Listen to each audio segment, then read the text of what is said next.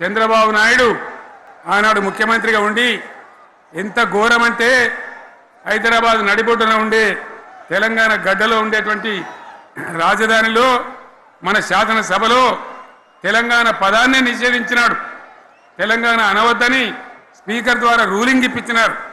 ఇదే జిల్లాకు చెందినటువంటి ప్రణయ్ భాస్కర్ గారు ఆ రోజు ఎమ్మెల్యేగా శాసనసభలో తెలంగాణ అంటే అది నేరమైనట్టుగా పరిగణించి తెలంగాణ పదాన్ని నిషేధించేటువంటి ప్రయత్నం చేసినారు. మిత్రులారా, మీకు అందరికీ చరిత్ర తెలుసు. ఆనాడైనా ఏనాడైనా ఈవెన్ ఈనాడైనా తెలంగాణకు విలన్ నంబర్ 1 కాంగ్రెస్ పార్టీ అని మనవి చేస్తా ఉన్నా. మనందరికీ కూడా తెలుసు ఆ విషయం. తెలంగాణ హైదరాబాద్ స్టేట్ పేరుతో ఉన్ననాడు ప్రజలు వద్దంటుంటే కూడా బలవంతంగా తెలంగాణను ఆంధ్రాతో కలిపిన వాళ్ళే. ఏందా బాబు, ఏందా పనిలేదా? రెడ్డి ఎవరెవరు పోండి, మీకేం పనిలేదా? ఈ 10 మంది కాదు కదా, సభ అంతా ఉంది కదా, ఉండండి, కామ్ ఉండండి, డిస్టర్బ్ చేయదు మీరు. అట్లా బలవంతంగా ఆనాడు ఆంధ్రలో విలీనం చేసింది కాంగ్రెస్ పార్టీ, జవహర్లాల్ నెహ్రూ. 69లో ఉద్యమం వస్తే 400 మంది తెలంగాణ బిడ్డలను పిట్టల్లాగా కాల్చి చంపింది ఇందిరాగాంధీ ప్రభుత్వం, ఆనాడు ఉన్నటువంటి కాంగ్రెస్ పరిపాలన. మళ్ళీ 2001 నుంచి మనం విజృంభిస్తే నంగనాచిలాగా ఇదే కాంగ్రెస్ వచ్చి మన బలాన్ని, మన ఊపును చూసి పొత్తు పెట్టుకొని తెలంగాణ ఇస్తామని నమ్మబలికి మనతో పొత్తు పెట్టుకున్నది కూడా మీరు చూసినారు. మళ్ళా ఎగ్గొట్టే ప్రయత్నం చేసినారు. 14 ఏళ్ళు ఏడిపించినారు. అది మీ అందరికి తెలుసు. వాళ్ళు ఎట్టెట్లా చేస్తూ ఉంటే వాళ్ళ మోసాన్ని కప్పేయడానికి నేను ఇదే జయశంకర్ సార్ కలిసి 36 పార్టీలతోని సమ్మతి లేఖలు తెచ్చినాం. దేశ రాజకీయ వ్యవస్థను మొత్తం ఒప్పించినాం. కాంగ్రెస్ మెడలు వంచినాం. అప్పటికి కూడా ముందుకు రాకపోతే కేంద్ర మంత్రి పదవుల్లో ఉన్నటువంటి మేమందరం, ఇక్కడ రాష్ట్రంలో మంత్రులుగా ఉన్నటువంటి మిత్రులు అందరం కూడా రాజీనామాలు వాళ్ళ ముఖాన కొట్టి బయటకు వచ్చి మళ్ళా ఉద్యమ జెండాలు పట్టుకున్నాం. ఆ తర్వాత కూడా కదిలిసి రాకపోతే నేను ప్రాణాలకు తెగించి చివరికి ఆమరణ దీక్షకు పునుకున్న సంగతి కూడా మీకు తెలుసు. ఆ సందర్భంలో భయపడ్డ కాంగ్రెస్ పార్లమెంట్లో ప్రతిపక్షాలన్నీ కాంగ్రెస్ గొంతు పట్టుకుంటే అప్పుడు దిగివచ్చి తెలంగాణ కోసం ప్రకటన చేసిన విషయం మీకు తెలుసు. మళ్ళీ ప్రకటన వెనక్కి తీసుకొని మళ్ళా వెనుకకు పోయినారు. ఆ తర్వాత సకల జనుల సమ్మె కావచ్చు, సాగర హారాలు కావచ్చు, వంట వార్పులు కావచ్చు, అనేక రూపాలలో విజృంభించి మళ్ళీ భయంకరమైన పోరాటం చేసినాం. మళ్ళీ 3 ఏళ్ల తర్వాత వాళ్లకు రాజకీయ అవసరం ఏర్పడి ఆనాడు వచ్చి మళ్ళీ తెలంగాణ ఇస్తామని ప్రకటించి వాళ్ళకి ఇష్టం లేకపోయినా తెలంగాణ సృష్టించినటువంటి ఆ సుడిగాడుపులుగా తట్టుకోలేమని భయపడి తెలంగాణ ఇచ్చిన విషయం కూడా మీకు తెలుసు. కేసీఆర్ కబద్దార్. ఇప్పుడు కూడా అబద్ధాలు చెప్పడం నీకు అలవాటు. నీ జీవితంలోనే అబద్ధాలు. 2004లో కాంగ్రెస్ పార్టీతో పొత్తు పెట్టుకున్నాడు. 2009లో మనతో పొత్తు పెట్టుకున్నాడు. 2014లో కథలు చెప్పాడు. ఆయనకు తెలంగాణ రాష్ట్రం వస్తే ఈరోజు మన ఎమ్మెల్యేలు కొనుక్కొని అందరిని కొనుక్కొని ఈయనేదో పెద్ద మహానాయకుడు మారిగా మనల్ని శాసించే పరిస్థితికి వచ్చాడు. ఏం తమ్ముళ్ళు మనల్ని తిట్టాడా లేదా మీరు చెప్పండి? తిట్టాడా? వల్గర్గా తిట్టాడా? ఆంధ్ర వాళ్ళు తెలంగాణ ద్రోహులు. మన తెలుగు తల్లి కించపరిచే విధంగా మాట్లాడాడు. మన ఉలవచారు వాళ్ళ పశువులు తింటాయంట. అదే మరి మన బిర్యానీ పేడ బిర్యానీ అంట. ఆంధ్ర వాళ్ళు పనికిరాని దద్దమ్మలంట. ఇప్పుడు నాకు కూడా తెలియలేదంట. కేసీఆర్, నువ్వు ఎక్కడ పెరిగావు కేసీఆర్? ఏం మాట్లాడుతున్నావు అని అడుగుతున్నా. నేను ఒకటే చెప్తున్నా తమ్ముళ్ళు, చాలా మంది మీరున్నారు ఇక్కడ. మీతో కూర్చున్న వ్యక్తే కదా కేసీఆర్. ఇప్పుడు నన్నే ఛాలెంజ్ చేస్తున్నాడు. పర్వాలా, ఇప్పుడిప్పుడే దారిలోకి వస్తున్నావు. నేను అడుగుతున్నా, ప్రత్యేక హోదా గురించి మీరు మాట్లాడారు, సంతోషం. మొన్న ఏం మాట్లాడారు మీరు? ఇస్తామని మాట్లాడారు. ఎప్పుడూ తెలంగాణ ఎన్నికల కంటే ముందు ఆ రోజు కావాలని ఇస్తామని మాట్లాడారు. నరేంద్ర మోడీ వద్దంటే నరేంద్ర మోడీతో నేను విభేదించిన తర్వాత మేము ఇవ్వమన్నారు. నీకు ఆ ఇంట్రెస్ట్ ఉంటే నేను ప్రత్యేక హోదా పైన అవిశ్వాస తీర్మానం పెట్టాను.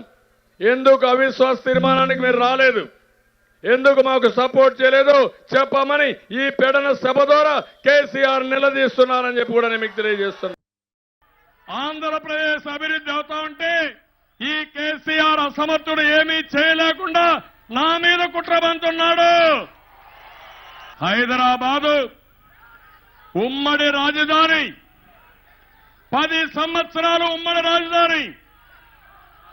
మీకెంత హక్కు ఉందో నాకు అంతే హక్కు ఉంది. కబద్దారి ఈ విషయం మీరు గుర్తుపెట్టుకోవాల్సిన అవసరం ఉంది.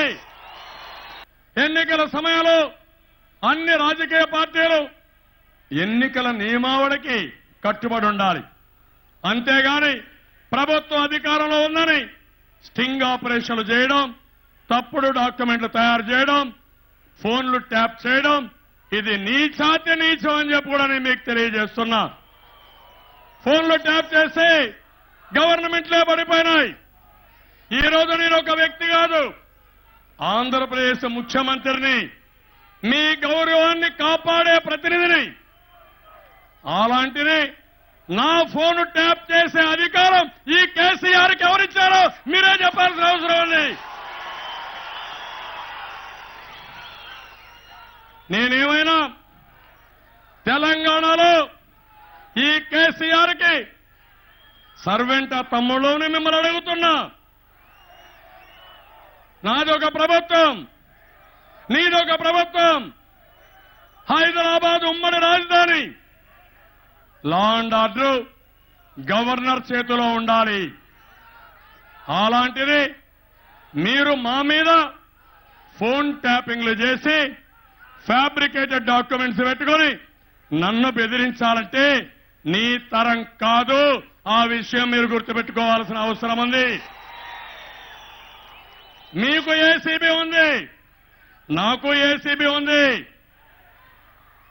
మీరు హైదరాబాద్ లో ఉన్నారు, నేను కూడా నా ఏసీబీ హైదరాబాద్ లోనే ఉంది.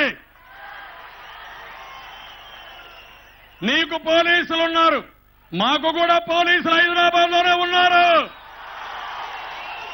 హైదరాబాద్ లో ఆంధ్ర వాళ్ళని తిడుతూ ప్రతిరోజు ఇష్టం వచ్చినట్టు ఆంధ్ర వాళ్ళ ఇండ్లు కూల్చేయడానికి పోయాడు ఈ పెద్ద మనిషి.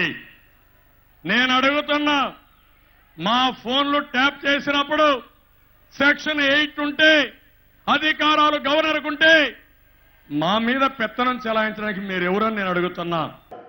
ఈరోజు నేను ఎన్నోసార్లు చెప్పాను, ఆంధ్రప్రదేశ్ రాష్ట్రంలో, తెలంగాణ రాష్ట్రంలో అందరూ తెలుగువారే ఉన్నారు. వీళ్ళకు వాళ్ళకు భేదాభిప్రాయాలు లేవు. కానీ రాజకీయ నాయకులు స్వార్థం కోసం, రాజకీయ లబ్ధి కోసం మన మధ్య చిచ్చు పెట్టారు. కావాలని సూటిపోటి మాటలు మాట్లాడారు, అవమానాలు చేశారు, ఇప్పుడు కూడా చేస్తూనే ఉన్నారు. ఇంకో పక్కన మీరు ఒకసారి చూస్తే టీఆర్ఎస్ పార్టీకి ఎన్నోసార్లు చెప్పాను, 2 రాష్ట్రాల్లో తెలుగువారే ఉన్నారు, 2 ప్రభుత్వాలు సహకరించుకుందాం, సమస్యలు పరిష్కారం చేసుకుందాం, కలిసిమెలిసి పనిచేద్దాం. రాజకీయాలు వేరే, ప్రభుత్వాలు వేరే, రాష్ట్రంలో ఉండే ప్రజానీకం ఒకటే. ఆ విషయం మీరు గుర్తుపెట్టుకోండి. మనం రాజకీయంగా పోరాడదాం. తెలంగాణలో తెలుగుదేశం పార్టీ ఉంది, ఆంధ్రప్రదేశ్లో తెలుగుదేశం పార్టీ ఉంది. ఇక్కడ మనం అధికారంలో ఉన్నాం, అక్కడ ప్రతిపక్షంలో నేనంటే తెలుగుదేశం పార్టీ ఇక్కడ ఉండకూడదని కక్షగట్టి పనిచేస్తారు. ఇది ఎక్కడ న్యాయం మీరే ఆలోచించుకోవాల్సిన అవసరం ఉంది. మొన్నటి వరకు కరెంటు కావాలన్నారు, నేను కరెంటు ఇస్తాను, చట్ట ప్రకారం పనిచేస్తానంటే ఇప్పుడు మాకు కరెంటు వద్దంటారు. అంటే ఇష్టానుసారంగా ప్రవర్తించి నన్ను కూడా బ్లాక్మెయిల్ చేయాలని నిన్న జరిగిన సంఘటనలో ఆ హోమ్ మినిస్టర్ మాట్లాడతాడు, నా మీద కూడా కేసు పెడతామని. నేను ఒకటే చెప్తున్నా, నీతికి నిజాయితీకి మారు పేరు తెలుగుదేశం పార్టీ. 30 సంవత్సరాలుగా ఒక పద్ధతి ప్రకారం రాజకీయం చేశా. మీ మారిగా తప్పుడు రాజకీయాలు నేను ఎప్పుడూ చేయలేదు. మీకు ధైర్యం ఉంటే మీ ముఖ్యమంత్రి పైన కేసు పెట్టాలి. నా ఎమ్మెల్యేని తీసుకొని మీ క్యాబినెట్లో ఎట్ట పెట్టుకున్నారని. ముందు రోజు నా ఎమ్మెల్యేని తీసుకుపోయి ఇంట్లో పెట్టుకొని ఏమి చేశారో మీరే చెప్పాలి. తర్వాత ఎస్కాట్ పోలీస్ ఆఫీసర్లు పెట్టి ఇంటి దగ్గర కూడా పోలీసులు పెట్టి ఆయనకు ప్రొటెక్షన్ ఇచ్చారంటే నీతి మాలిన చర్య మీరు చేశారు తప్ప నా జీవితంలో ఎప్పుడూ చేయనని చెప్పి కూడా మీకు తెలియజేస్తున్నా. అలాంటి ఉంటే ఇక్కడ ఒక మహానాయకుడు వైఎస్ఆర్ కాంగ్రెస్ నాయకుడు మా ఎమ్మెల్యేలు 5 మంది పోయారు. కాంగ్రెస్ వాళ్ళు కొన్నారు, వీళ్ళ మనుషులు 2 కొన్నారు, ఒక్కడు మిగిలాడు. ఆ ఒక్కడిని తీసి ఆయనకు అప్పచెప్పారు, ఓటీపీ ఇచ్చారు. ఇది ఎక్కడ న్యాయం అని మిమ్మల్ని అడుగుతున్నా. ఈయన పోరాడింది సమైక్య ఆంధ్రప్రదేశ్ కోసం. అనునిత్యం తిట్టేది కేసీఆర్, తెలుగు వారిని బాధ పెట్టేదిగా సూటిమోటి మాటలు. నేను ఆ విషయం అడిగాను. హైదరాబాద్ నేనే అభివృద్ధి చేశాం, తెలంగాణను మేమే అభివృద్ధి చేశాం. నీ కోసరం కాదు, తెలంగాణ ప్రజల కోసం చేశాం. ఎన్టీఆర్ చేశాడు, తర్వాత నేను చేశాను. ఈరోజు తెలంగాణలో తెలుగుదేశం పార్టీ ఉంటుంది. ఎవరైతే బడుగు బలహీన వర్గాలకు రాజ్యాధికారం ఇచ్చాం, నేను సంపద సృష్టించాను. ఈ సంపద పేదవాళ్ళకు తీసుకుపోవడం, మీరు దుర్వినియోగం చేస్తే పోరాడడం మా బాధ్యత. నేను ఉంటానంటే దానిపైన నా మీద కూడా ఖర్చు కట్టి మాట్లాడుతున్నాడు ఒక ముఖ్యమంత్రిని కూడా లెక్క లేకుండా. వీటికి నేను భయపడను, మీకు తెలుసు. ఒకటే గుర్తుపెట్టుకోవాలి, బుల్లెట్ లాగా దూసుకుపోతాను తప్ప ఎవ్వరికి భయపడే సమస్య లేదు. తెలుగు జాతి కోసం పనిచేస్తాను, తెలుగు వాళ్ళ కోసం పనిచేస్తాను. మళ్ళీ ఆంధ్రప్రదేశ్ రాష్ట్రంలో తెలంగాణలో తెలుగు వారిని కలుపుతాను. నువ్వేదో తాటాకు చెప్పులకు కుందేళ్లు భయపడవు తమ్ముళ్ళు, గుర్తుపెట్టుకోండి. ఆ విషయం గుర్తుపెట్టుకోవాల్సిన అవసరం ఉంది. చరిత్రహీనులు కొంతమంది తయారయ్యారు. ఎవరైతే నిన్నటి వరకు సమైక్యం గురించి మాట్లాడిన వాళ్ళు మీ ఎమ్మెల్యేలు కొంటే కూడా నువ్వు పోరాడకుండా మళ్ళీ ఎత్తటి ఒక ఎమ్మెల్యే దగ్గర ఓటీపీ ఇచ్చావంటే, నువ్వు నన్ను గురించి మాట్లాడుతున్నావంటే 16 కేసుల్లో నిందితుడు నా అవినీతి గురించి మాట్లాడతాడు. నిప్పులాగా బ్రతిక జీవితాంతం బ్రతుకుతా. నా ఆలోచన, నా ధ్యేయం ఒకటే, పేదవాళ్ళకు న్యాయం జరగాలి, సమర్థవంతమైన పాలన ఇవ్వాలి. భారతదేశంలోని నెంబర్ 1 రాష్ట్రంగా ఆంధ్రప్రదేశ్ తయారు కావాలి. అది నా ఆశ, అది నా ఆలోచన. ఇది సాధించే వరకు రాజీ ఉండదని చెప్పి కూడా నేను మీకు తెలియజేస్తాను.